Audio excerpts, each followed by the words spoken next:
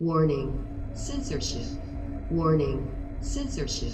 We went through customs normal. Then we met somebody from the health department and started telling us about going to a hotel, quarantining us and confining us into a hotel room. Just one room would be problematic and very difficult for us. We also have letters that we were vaccinated twice. And she said, well, if you keep on like this, I'm going to call the police. So anyways, the bottom line is, she said, you have to go to the hotel. And if not, I said, I can't because my wife is going to get sick. And so she gave us these 2 tickets at that time for the 2 of us, 2 retired people who basically living on the pensions and so on. And I'll tell you the truth, as we left the airport, we were shaken.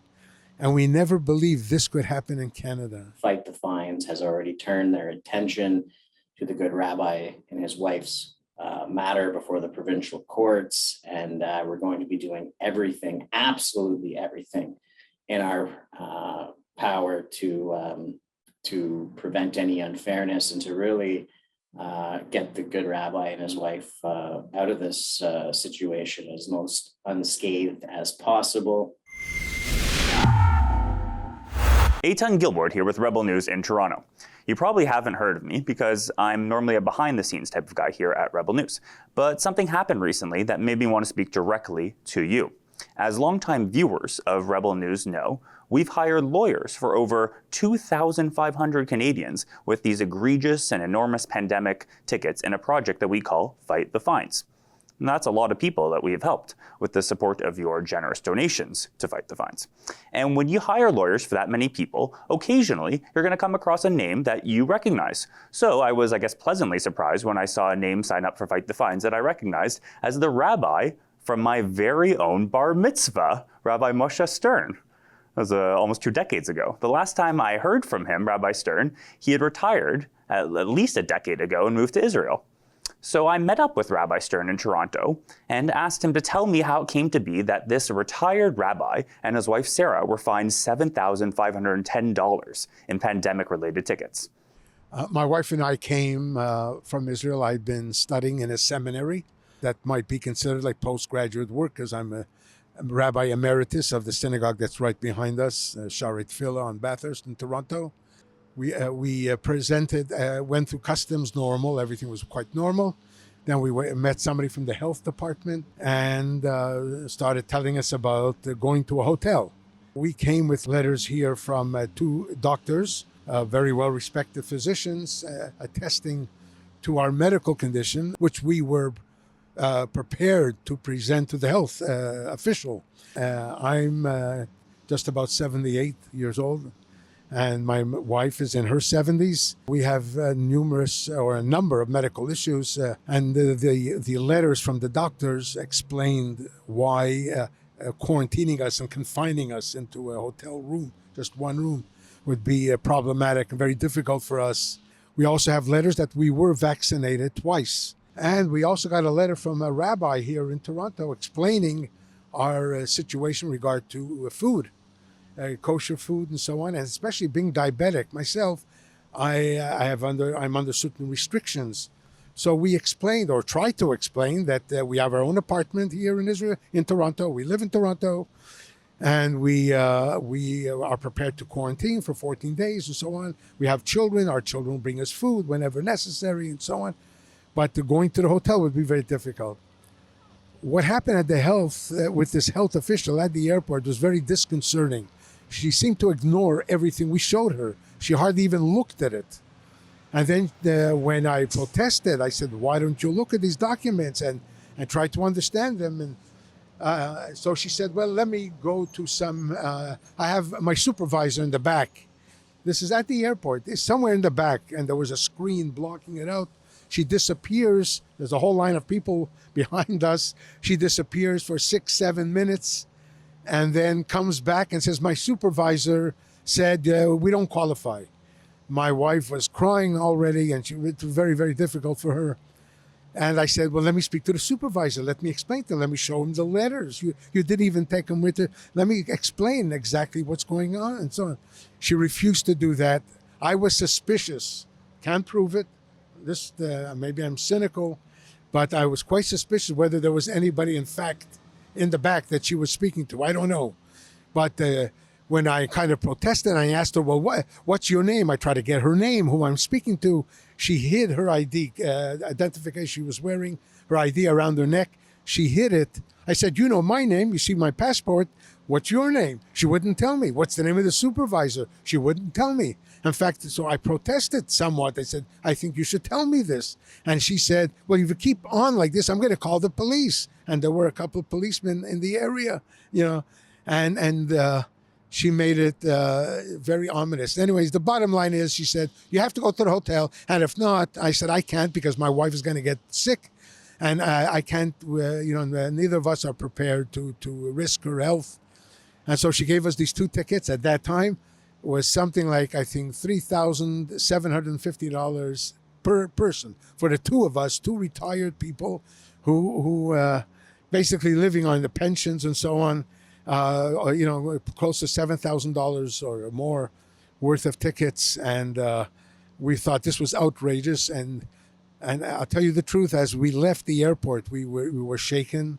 And we never believed this could happen in Canada. Let me get this straight, though. So you're coming from Israel. You're double vaxxed, both you and your wife. You're coming to Toronto, and you're asked to stay in a hotel. You can't stay in that hotel for medical reasons. You've got doctor's papers, and for kosher reasons. We actually once sent a journalist to someone with dietary restrictions in a quarantine hotel to see if they could deliver food, and they wouldn't let them. So this is a legitimate thing. What are you going to do? Not eat for 3 days? It's absolutely crazy. And they give you these outrageously large fines. But my question for you is, what were you doing coming back to Canada? Was Israel open at the time? What were you thinking? No, we came back because we're Canadian. We live here. As long as I'm not in the seminary, then I'm here. And our grandson was going to be married. And so we came back for our grandchildren, to be here with our grandchildren. And we have a lot of family that we haven't seen because of the pandemic. A lot of family that we have not seen in quite a while because of the restrictions of the flying and constant quarantining and so on. But we were prepared now to quarantine in our house, and we're very good about it. By the way, the 2 weeks that we did quarantine in our apartment, the building just behind me in the other direction, we didn't receive one phone call, interestingly. Because I remember last summer when we came in, the pandemic was also more pronounced. We got called a couple of times by the Canadian Health Department. Are you quarantined? Are you at home? Are you doing the right thing? And, checking up on us, which is fine. And we were prepared. We thought they would call us and maybe come around. Nobody seemed to be interested in checking us whether we are in fact quarantining in our apartment. But we did, no question about it. We were there 2 solid weeks. We didn't go out, even for a minute, anything. Until the 24 hours of that 14th day ended, we stayed put in our apartment. And like I told the health officer, food wasn't an issue because we have children. Our children bring us the food, they leave it to us, and then they go away, and we have food. And by the way, some of our children and grandchildren, and thank God even great grandchildren, are very, very careful. They wear a mask, they come around us, and it's distancing and all of that. We understand that. We were not looking to cause any major confrontation. We prepared to do all that needed to be done, more or less. But except this hotel business really threw us for a loop, and we thought in our situation was totally unjustified and uncalled for because we are happily quarantined in our own apartment, in our own home. Right. And as I'm sure you know, the government has now announced that they're getting rid of the hotel quarantine program. Right, exactly. Even for folks who aren't vaccinated, even though you guys are vaccinated. It's absurd that you got these tickets, and I'm so happy that Rebel News and Fight the Fines is helping you out. I want to take the opportunity to thank Rebel News. People might misunderstand. They see the word, I hear the word Rebel News. In fact, I think the news coverage that I often see that your network covers and so on is very mainstream in the sense that all you do is tell the truth. And as that famous line in the movie, which I forget the name of the movie, not a big moviegoer, but something to the effect is, you can't handle the truth. There are a lot of people who, unfortunately, they can't handle the truth, even especially politicians. And you often tell the truth, and that's what gets Rebel News sometimes in let's say, in a quandary and they have the confrontation and so on, because you often show the reality, what people are confronted with. I know the situation out west with the ministers and so on who have been arrested because they want, the Charter of Rights says freedom of religion, the right to be in your church and to worship and so on. That's why I started off by saying it's so unlike the Canadian experience. I mean, we're a free country. We're a country that professes to promulgate liberty and so on for its citizens, which it primarily does, except something has happened recently in the last year or so where the government feels they have a right to take away our liberties in the name of some health purpose, which is under constant scrutiny anyways, and there's differences of opinion. I've heard many opinions by doctors and scientists who say even quarantining is a question, whether it serves any purpose or not. Certainly lockdowns don't serve, from what I have read, much of a purpose. So we're going through a very difficult period of time, and I know it's not simple and easy for the government. I know they have to deal with these things, but I was hoping for a little bit of compassion at the airport, and we didn't get it, and we didn't see it. I'm so thankful that we're able to help out Rabbi Stern and his wife. I'm really hoping we can get these tickets thrown out. And I know our lawyers are going to fight like hell to do it. Sorry for the swear, Rabbi. In fact, let's hear from the legal team now. So here we have Rabbi Moshe Stern and his wife, Sarah, who are both facing some rather substantial fines upon their return to Canada.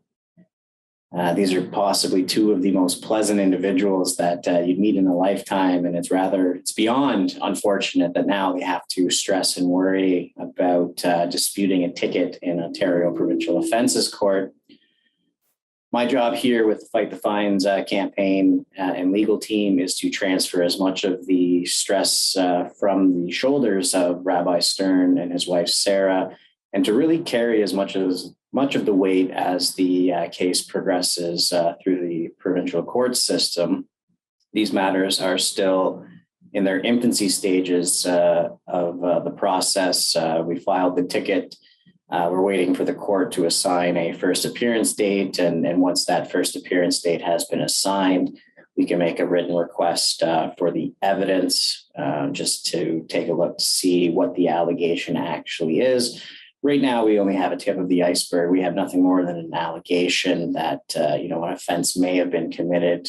And it's quite unfair to the good rabbi and his wife that, they have to stress about this after coming back for what was to be a pleasant experience and attending the wedding of his grandson. I never like to reveal my hand when it comes to prospective defenses for my clients, but I can tell you this, that the legal team here at Fight the Fines has already turned their attention to the good rabbi and his wife's matter before the provincial courts, and we're going to be doing everything, absolutely everything in our power to prevent any unfairness and to really get the good rabbi and his wife out of this situation as most unscathed as possible. I guess we'll have to stay tuned and we'll see how things play out. And if our folks want to help people like Rabbi Stern, help people across Canada fight their pandemic fines, you can chip in. We're crowdfunding the lawyers' expenses. Unfortunately, these lawyers don't work for free, but that's how you know you're getting a good lawyer. You can go to fightthefines.com to chip in. Last word to you, Rabbi. My last word is thank you, Rebel News. Thank you, Eitan, for coming and allowing me to share our story with the public. And my hope and prayer is for everyone that this whole pandemic and virus will leave us finally and we can all get back to a normal life. Thank you. FightTheFines.com is a project by Rebel News that is now working with a registered charity called the Democracy Fund. That means if you donate at FightTheFines.com, you can actually get a charitable receipt for your donation. Go to FightTheFines.com now to crowdfund legal expenses for people to fight their pandemic fines.